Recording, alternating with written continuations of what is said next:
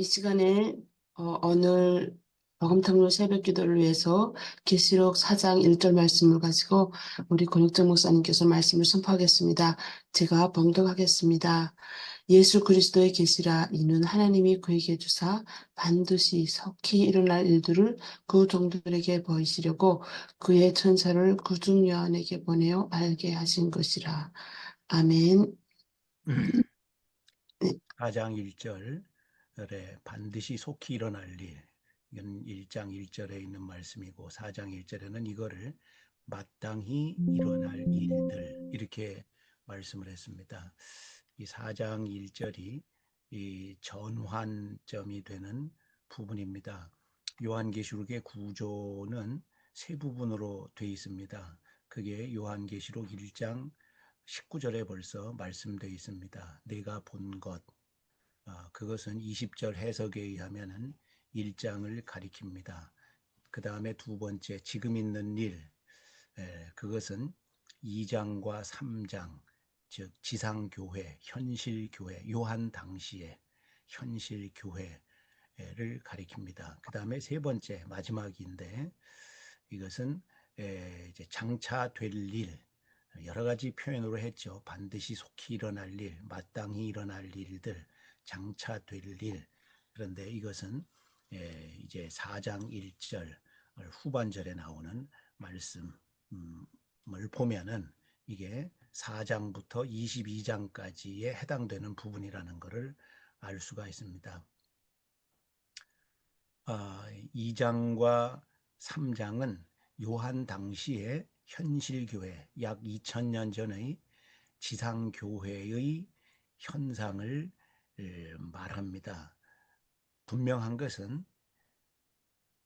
지상교회의 현상은 굉장히 열악하다는 것입니다. 하나님의 교회, 하나님의 나라가 이 땅에서 위세가 등등하고 규모가 커졌기 때문에 당당하고 권세 있어지는 그러한 것은 창세기부터 계시록 사이에 없습니다. 그런 식으로 돼 있지 않습니다. 창세기부터 계시록이 말하는 지상교회의 현실은 항상 열악합니다. 항상 열세입니다. 항상 고난을 감수해야 하는 것으로 나옵니다. 그것이 하나님의 뜻입니다. 지상에서 하나님의 교회, 하나님의 나라가 세상 나라보다 더 그 규모가 커지고 더 세력이 강해지고 더 위험차지고 그래서 세상이 벌벌 떨고 엎드려 경배하는 그러한 일은 세상에서는 일어나지 않습니다. 그건 하나님의 뜻이 아닙니다. 그래서 2, 3장은 지상교회가 어떠한가, 그 고난스러움, 그 열악함, 그 고통스러움, 그러나 그 가운데서도 신앙을 꿋꿋이 살아내야 함, 그것을 말합니다. 그리고 장면이 전환돼서 4장부터 22장까지 천상교회의 일이 나타납니다. 4장, 5장이 그 중에 첫 단락인데 여기에 보면은 두 가지 큰 내용이 나옵니다. 하나는 천사들과 신자들과 또 우리가 알 수 없는 천상의 생물들이 하나님을 찬양하는 내용이 나옵니다. 삼위 하나님께 찬송과 영광을 돌립니다.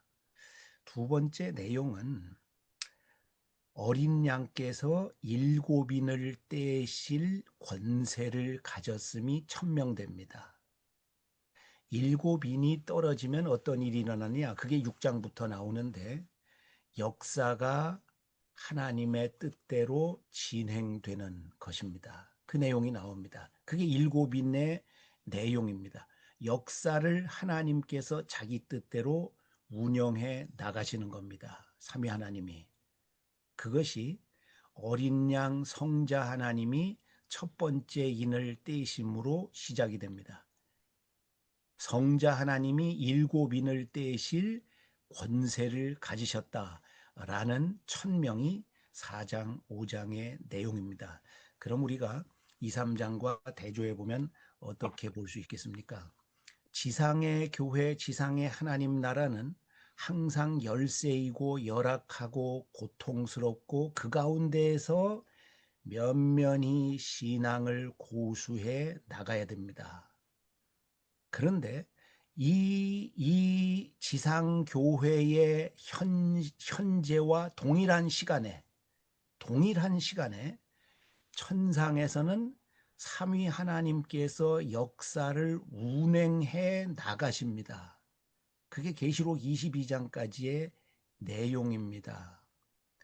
오늘 이런 큰 대조를 통해서 우리가 아, 생각해야 할 내용, 그것은 지금 대한민국의 현실도 뭐 세계 전체가 그랬지만, 그리고 지난 2000년간, 지난 6000년간 항상 그래왔지만, 대한민국의 특별히 이 현실도 우리 하나님의 교회 나라가 열세에 있는 것이 틀림이 없고, 형편이 고통스러운 것이 틀림이 없습니다.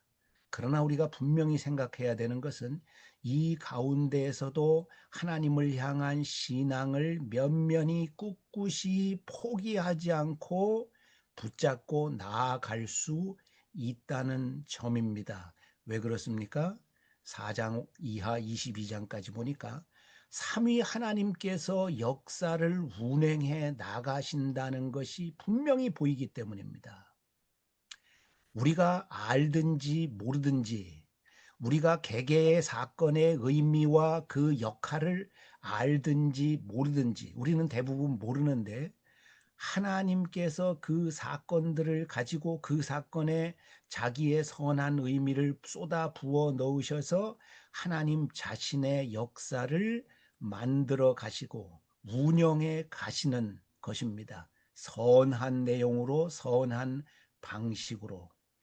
요한이 약 2000년 전에 살며 이 말씀을 기록했는데, 요한 당시에 하나님의 교회와 하나님의 나라의 몰골은 사람이 보기에는 참담했습니다. 희망이 없어 보였습니다. 그러나 여러분, 요한 당시로부터 150년, 60년 지나지 않아서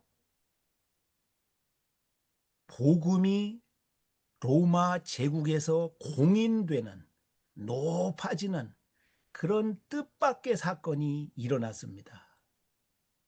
하나님이 수를 두고 계시는 거죠. 하나님이 체스의 판, 바둑의 판에서 수를 두고 계시는 거예요. 신의 한 수지요. 그런데 우리가 알아야 할 것은 하나님은 뻔한 수는 두지 않으신다는 점입니다. 우리 사람이 생각하는 그러한 정도의 수는 하나님이 두지 않으십니다. 우리의 생각보다 훨씬 높게, 우리의 생각보다 훨씬 정교하게, 훨씬 완벽하게, 훨씬 영광스럽게 하나님이 역사를 운행해 가십니다. 그러니까 이 요한 당시의 지상교회는 고통스러웠는데 150, 60년이 지나지 않아서 기독교가 공인되는, 로마의 국교로 받아들여지는 놀라운 일이 일어났지 않았습니까? 누가 그걸 요한 당시에 상상을 했겠습니까? 하나님이 자기 수를, 자기 일을 해 나가고 계십니다. 지금 대한민국의 상황에서도 우리가 사건마다 그 담긴 의미, 그 의도를 정확하게 알 수 없지만, 그래도 우리는 포기할 필요가 없습니다. 낙담할 필요가 없습니다. 담담하게, 자랑스럽게, 꿋꿋하게 하나님이 펼치시는 역사의 한 요소로서 음, 내가 작용하고 있다 하는 것을 분명히 믿으며 그렇게 살아가면 됩니다. 하나님이 지금 일하고 계신 겁니다. 기도합니다. 하나님 우리 아버지, 계시록의 2, 3장 지상교회의 상황과 대조되게, 같은 시간에 천상교회에서는 하나님이 역사를 운행해 가신다는 이 위대한 일을 천명하여 주셨습니다. 오늘 지상 대한민국의 하나님의 신자들, 교회의 형편도 이렇게 참 고통스러운, 참 침묵과 같은 그러한 시간을 견디고 있지만, 이것을 살아내고 있지만, 지금 이 시간, 이 사건들도 하나님이 일하고 계시는 의미를 불어넣으신, 하나님이 연결해 나가시는 그러한 사건들이라는 것을 우리는 믿습니다. 그러므로 이 가운데에서도 하나님이 펼치시는 위대하고 아름다운 역사에 동참하는 그러한 사람으로서 용감하고 당당하게 영광스럽게 현실을 살아내는 저희들 되게 하옵소서. 북한에 있는 성도들도 그러한 의식을 분명히 갖고 살게 하옵소서. 예수님 이름으로 기도하옵나이다. 아멘. 아멘. 아멘.